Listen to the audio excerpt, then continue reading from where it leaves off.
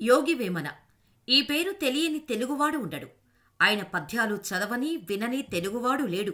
కాని వేమన జీవితం గురించి తెలిసిన వాళ్ళు చాలా తక్కువ మంది ఉంటారు. మనలో చాలామందికి వేమన గురించి సినిమా వాళ్ళు ఎంత చూపించారో అంతే తెలుసు. కాని వాస్తవం వేరు. వేశ్యల లోకంలో విహరించిన వేమనను సన్మార్గంలో పెట్టి యోగిలా మార్చింది ఎవరు? వేమనలో మార్పు తెచ్చింది ఆయన వదినేనా? ఆమె పెట్టిన కండిషనేంటి? వేమన ప్రేయసితో మకుటాన్ని రాశారా అనే ఇంట్రెస్టింగ్ విషయాలను ఈ వీడియోలో మనం తెలుసుకుందాం. వేమన కొండవీటిరెడ్డి రాజవంశానికి చెందినవారు అని, గండికోట దుర్గాధిపతులతో సంబంధం కలిగినవారని అంటారు. కాని ఇది నిజం కాదని పరిశోధకులు తెలియచేస్తున్నారు. కడప మండలంలోని ఒక చిన్న పల్లెలో మధ్యతరగతి కాపు కులస్తులకు జన్మించారని పరిశోధకులు వాదిస్తారు. ఏది వాస్తవం అనేది ఇంకా అంతుచిక్కని ప్రశ్నే. వేమన అసలు పేరు బెదమ కోమటి చిన్నవేమారెడ్డి. వేమన అన్న బెదమ కోమటి పెద్దవేమారెడ్డి. ఈయన అప్పట్లో ఒకే రాజ్యంగా ఉన్న కడప, కర్నూలు, అనంతపురం ప్రాంతాలకు సామంతరాజుగా ఉండేవారని అంటారు. వేమన గొప్ప ధైర్యవంతుడని, అన్న సామ్రాజ్యాన్ని కాపాడుకుంటూ వచ్చింది వేమనే అని కొన్ని చారిత్రక కథనాల్లో ఉన్నాయి కూడా. అంతేకాదు, వేమన వేశ్యలతో గడిపేవాడని, నిత్యం వారితో సరస సల్లాపాల్లో మునిగి తేలేవాడనేవారు ఉన్నారు. ఇలా వేమనపై అనేక అంతుచిక్కని చారిత్రక కథనాలు ఉన్నాయి. వేమనకు వేశ్యలతో సరస సల్లాపాల్లో ఉండటమంటే మహా ఇష్టం. దీంతో ఏ వేశ్య గృహానికి కొత్త అమ్మాయి వచ్చినా ముందుగా వెళ్లి ఆమెను అనుభవించేవాడట. అయితే దీనినే తురగరాముడు ఆయుధంగా వాడుకోవాలని చూస్తాడు.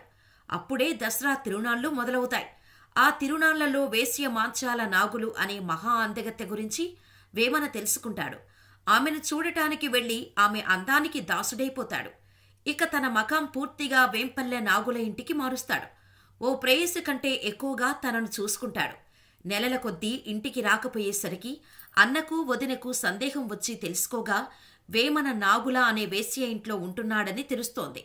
యవ్వనంలో వేమన వేశ్యాలోలుడై తిరగటంతో బంధువులు అతన్ని అసహించుకొని పక్కన పెట్టేసినా వదిన మాత్రం చిన్నపిల్లవాడిలా చూసుకునేది. ఆ చనువుతోనే డబ్బులన్నీ ఇలా ఆమెకు దారపోయడం మంచిది కాదని, రాజ్యం పరిపాలన దెబ్బతింటుందని వదిన వారిస్తోంది. వేశ్య నాగుల మత్తులో ఉన్న వేమన వదిన మాటను వినకుండా నాగులతోనే ఉంటాడు. వేమనకు విశ్వద అనే ఒక ప్రేయసి కూడా ఉండేది. ఆమెకు వేమన అంటే చాలా ఇష్టం. వేమన పద్యాలలో విశ్వద అంటే ఈమెనే.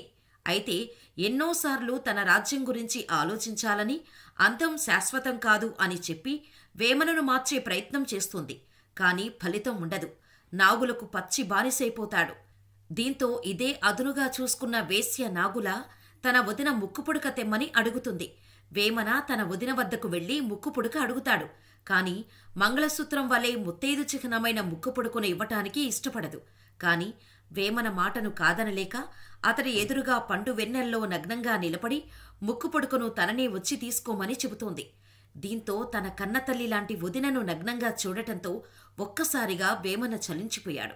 దాంతో తాను ఎంతటి అపరాధం చేశాననే విషయాన్ని గ్రహించి తన వదినను క్షమించమని కోరుతాడు. ఆ తరువాత తన వదిన చెప్పిన విధంగా దగ్గరలో ఉన్నటువంటి ఓ యోగి వద్దకు వెళ్లి తన నాలుకపై బీజాక్షరాలు రాయించుకున్నాడు. ఇక అప్పటినుంచి జీవితంపై వైరాగ్యం చెంది తన ప్రేయసి పేరును తన పద్యాలో చేర్చి యోగి వేమన నిరాడంబరంగా తిరుగుతూ జీవసమాధి అయ్యాడు. అయితే ఇప్పుడు మనం చెప్పుకున్న వేమన కథ ఒక వర్షన్ మాత్రమే.